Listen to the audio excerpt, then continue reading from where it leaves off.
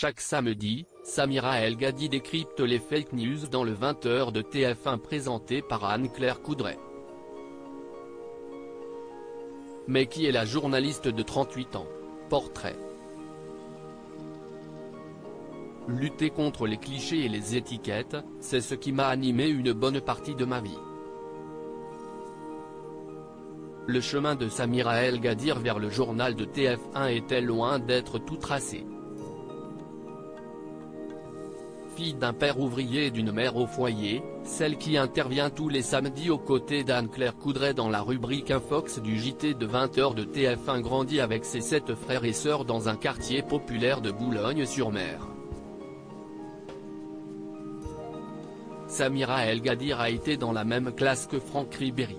La journaliste se décrit comme une élève un peu cancre et l'un de ses anciens professeurs s'en souvient comme de quelqu'un qui ferait parler un mort. À cause de ses bavardages. Garçon manqué, aussi, parmi ses sports favoris, le football, qu'elle a pratiqué avec un certain Franck Ribéry. Amis d'enfance et dans la même classe en 6e, ils se perdent de vue quand le futur joueur de l'équipe de France part en centre de formation.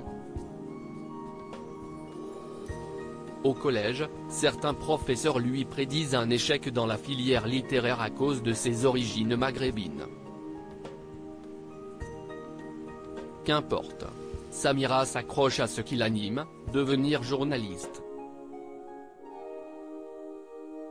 Quitte à enchaîner les petits boulots en parallèle de ses études, notamment comme vendeuse de cosmétiques en porte-à-porte. À force de démarcher les journaux, elle est finalement embauchée en alternance chez France Soir. Ses premiers pas dans le journalisme font la fierté de ses parents, eux qui l'imaginaient plutôt devenir infirmière ou professeur.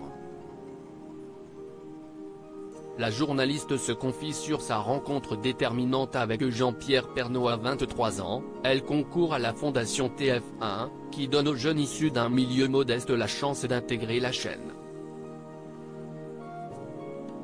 Samira y fait l'une des rencontres les plus marquantes de sa carrière, celle du regretté Jean-Pierre Pernaut, qu'elle considère comme un père.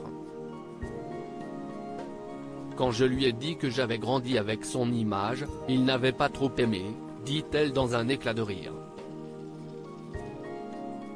C'est aussi grâce à l'illustre présentateur qu'elle se lance avec une chronique hebdomadaire au journal de 13h, La Question Conso. Son CDI signé chez TF1, elle gravit les échelons jusqu'à devenir la responsable du service fact-checking, vérification des faits, du groupe en 2020. Cet aménagement dans son emploi du temps qu'elle a fait pour sa fille au bureau du mercredi au samedi, elle consacre le début de sa semaine à sa fille de 10 mois. J'ai choisi de travailler à 80% pour équilibrer ma vie personnelle et professionnelle, explique-t-elle. Samira n'en oublie pas pour autant d'où elle vient.